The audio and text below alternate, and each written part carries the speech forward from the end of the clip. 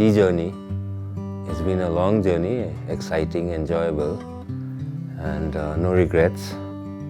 So I started in Pupshiring, then I joined Gayabari, then Singbuli, then Balasan in Darjeeling.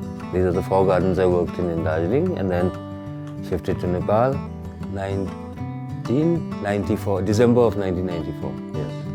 So I came into Nepal in an area where there was no tea growing and started buying land, started the land preparation. It was enjoyable. I used to live in a tent at times, 3 days in a week, live in a tent.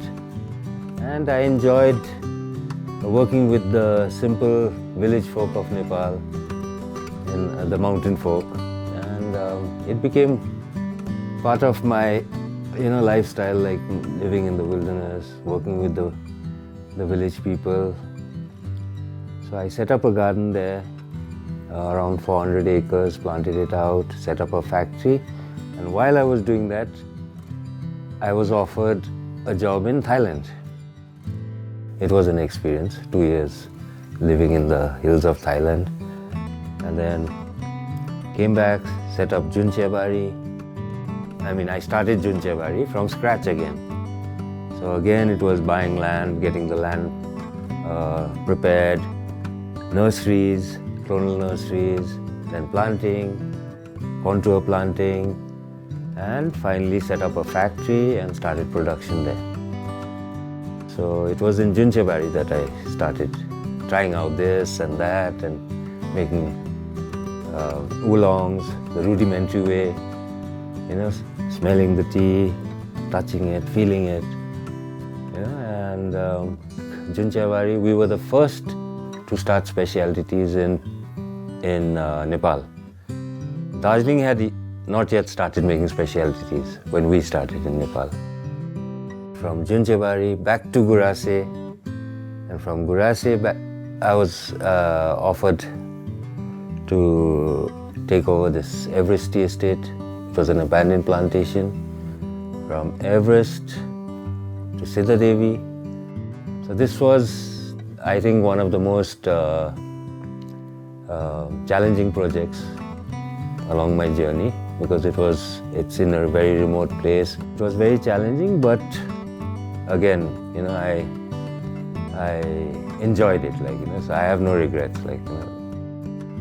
And there's a lot of farmers here who had basically abandoned their plantations. When we came in, it was like a blessing for them. We built up a factory, created a market for them. So I've been helping them get their tea plantations in order, and we're buying their leaf at a premium price. Again, specialty teas started, and the teas are doing pretty well in the market, in the international market. I'm now with Kettle, helping them improve their quality, helping them convince the small tea growers that if they go fine, if they pluck fine, the product will be better. We can make excellent teas, and if we do well in the market, along with us, the farmers will do well. So basically, the model which is taking place in Nilgiris and the model in Nepal, where the factories buy the leaf from the small tea growers, is the future. So I'll be training them how to make gold teas, white teas, oolongs, green teas, and I know I'm going to enjoy it, because I enjoy making tea. So I guess as long as I have strength left in me, I will continue making teas, continue creating, and my journey continues.